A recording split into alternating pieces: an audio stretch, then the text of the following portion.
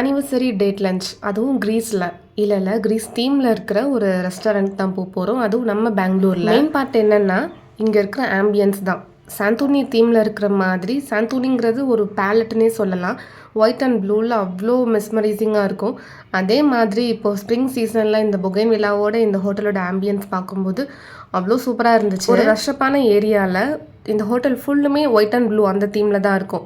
அதாவது உங்களுக்கு அந்த கிரீஸில் இருக்கிற சாந்தோனி வைப் கொடுக்கறதுக்காக சின்ன சின்ன கேப்பில் கூட அவ்வளோ டிசைன் பண்ணி அவ்வளோ ஒர்க் பண்ணியிருக்காங்க. பார்க்குறதுக்கு நீட்டாக இருந்துச்சு. ஏன்னா இந்த சிட்டிக்குள்ளே ரஷ்ஷப்பான ஏரியாவில் இருந்தாலுமே கொஞ்சம் கூட அந்த ரஷ்அப்னஸ் இல்லாத மாதிரி அவ்வளோ சட்டிலாக ப்ளசண்ட்டாக மெயின்டைன் பண்ணிட்டு இருக்காங்க.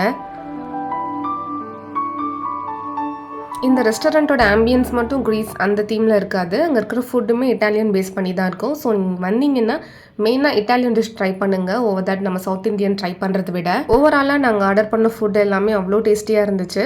அஃப்கோர்ஸ் கொஞ்சம் பிளைண்டாக தான் இருந்துச்சு, ஏன்னா இட்டாலியன் டிஷ்ங்கிறதுனால. இந்த ரெஸ்டாரண்ட் பற்றின full video already long form வீடியோவில் ஷேர் பண்ணியிருக்கேன். லிங்க் கீழே பின் பண்ணுறேன். இன்ட்ரெஸ்ட் இருந்துச்சுன்னா செக் பண்ணி பாருங்கள்.